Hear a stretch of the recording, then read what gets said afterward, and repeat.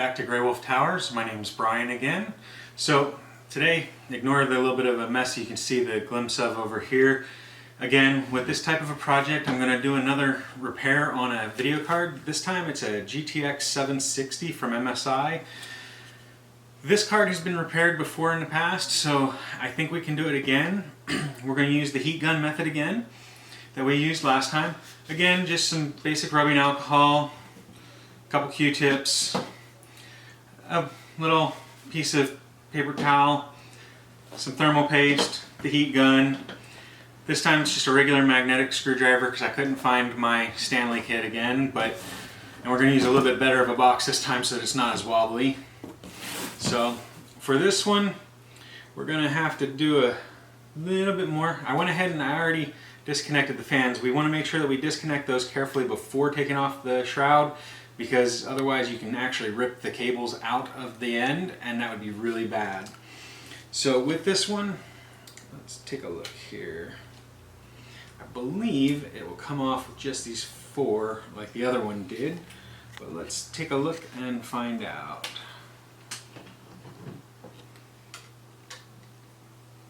And again, we're doing it crosswise like a star pattern so that it's like you do for your lug nuts on your car. It helps to release the pressure so that it's not going to crush one side of the chip inside.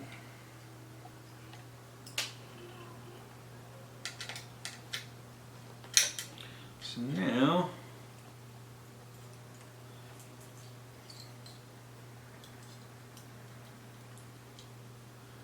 those removed and the power disconnected, there it goes right there. So in this one we can tell that it's actually pretty gooey, so we know that somebody has replaced the thermal paste recently. So we're just going to go ahead and wipe this up here.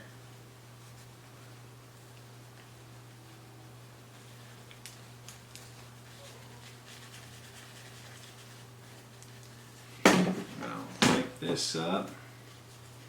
Now this one being a little bit nicer than the GTX 550 Ti that we had last time, we're not going to scrape at any extras. It looks like there isn't really any to worry about, so we don't really have to worry too much. There we go. Let's get some of the, again, 91% isopropyl.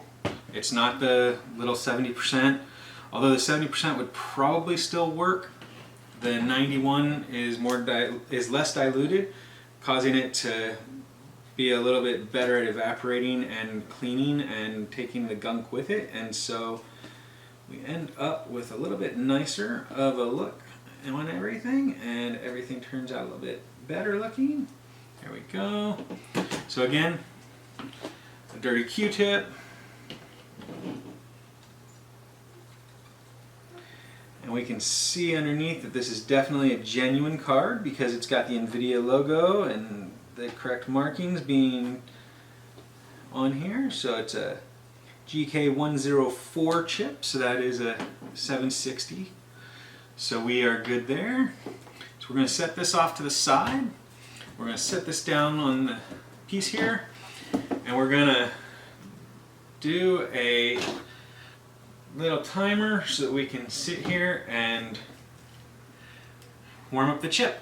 So in a second here, I'm going to show you right about here what it looked like before, and then at the end I'll show you what it looks like after the process is done, and hopefully it looks better. So I'm going to go ahead and do this, and we're going to cut scene until the end, and then when it's cooling I'll start it back up. So here we go.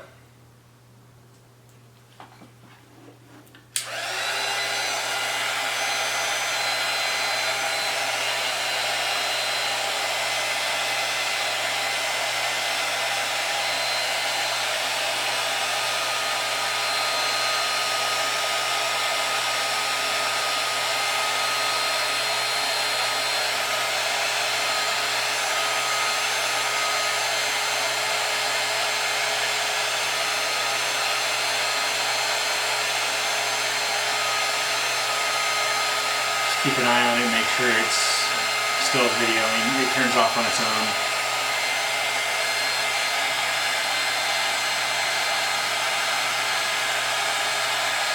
Yeah.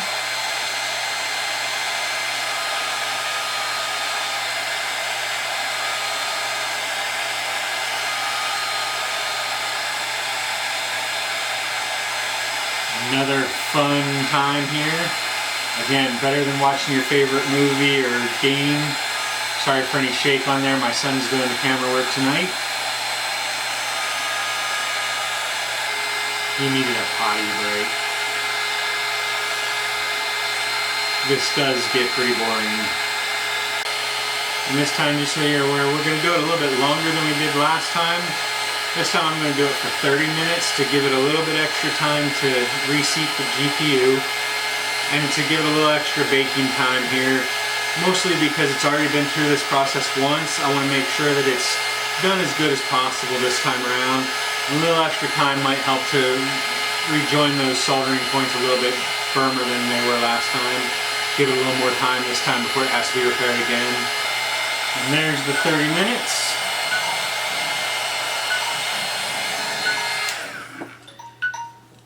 So now I'm going to go ahead and we're going to stop the timer. Now we're going to move this gently aside here. We're going to let it cool off for a while. Now real quick though, like I did in the last one of these that I did, I'd really like to give another shout out to Christopher Yee and his channel. It's an inspiration to myself and others, but also his encouragement on a personal level. He likes to take the time whenever he's able to reach out to actual people that watch his videos and go to his Discord, and it's just great to be able to speak with him directly sometimes. And it's great to see somebody who's in this type of a field and still makes time for people. And so I like to give a shout out to him and the encouragement that he gives to people that try. His Discord channel will be linked below in the description, as well as his YouTube channel, so you guys can check him out if you'd like to as well. So yeah, but other than that, I hope you guys take a few minutes to rest. I'm going to give it probably about 30 minutes to cool off, just to give it some extra time like last time. And then we'll put it back together again and we'll go from there. See you in a few. So battery's about to die, so I only got a few minutes here real quick. So I'm going to go ahead and I'm going to put everything back together again so that we're ready to go. And we just need a little dollop of this, kind of like sour cream from Daisy. Little dollop. There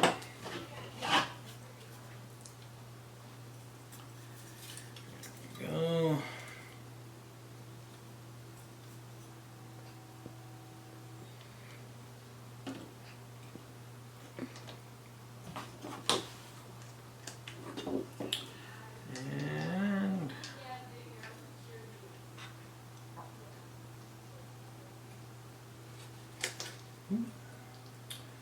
Let's get those lined up real quick.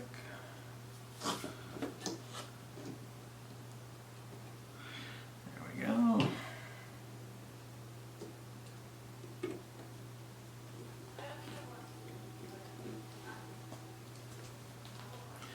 We're just going to put these back in, and we're going to do it in the method of the star like we did before taking it off. So we're just going to make it a little snug. We don't want it tight, we just want it snug. Snug so that it doesn't vibrate or come loose or anything, but not to the point that it crushes the GPU inside. Now there are other parts that we can take off of here to do other maintenance, but for this we don't need to. This job is just a heating up of the GPU in order to do the baking method type thing. However, if we wanted to do a more in-depth maintenance, we could also take off the plating that covers the different parts under here where it keeps a cooler going. And that would allow us to swap out thermal pads, but thermal pads don't often need to be replaced. They usually last for quite a while. Alright, so now, there we go. we are back together. I'm going to take a moment here. I'm going to go ahead and power it up and see how it turns out, and I'll be right back with you. Well, alright, so I went ahead and plugged it in, and I'm going to show you a picture right here. We'll go ahead and insert it there so you can see the outcome. It worked. So another successful one. So that's 2 out of 3 so far have worked. So it seems to be really dependent on a bunch of different things, but it works some of the time. So far it's a 66% success rate. For me, I've only done it 3 times so far. This is the second video of it, but I'm going to go ahead and again link the tools that I used today. The Q-tips, the thermal paste, the heat gun, the generic rubbing alcohol, and I'll put the Stanley kit in there again just because it's what I typically would use. I just couldn't find it today. But a successful time this time. As you can see with the video, I'm going to show you the clip of the picture of it having worked successfully. So it's pretty good. Hope you guys enjoy another video, and I'll see about doing another video soon and see about getting back to you. Also, do keep in mind, I am working on that project, the community project. Take a look at it, think about it, consider it. Again, only what you can. I'll start adding parts myself pretty soon. Probably start with something like paste and work my way up. Although I do have an idea of working for a CPU and motherboard combo going in there if nobody donates those. However, the CPU is going to be a pretty pricey one because it's going to be an X99 board. But hope you guys have a great day, and again, please like this video if it was helpful, subscribe to my channel if you'd like updates, and again, look in the description for all those things I've pointed out. Have a good day, guys.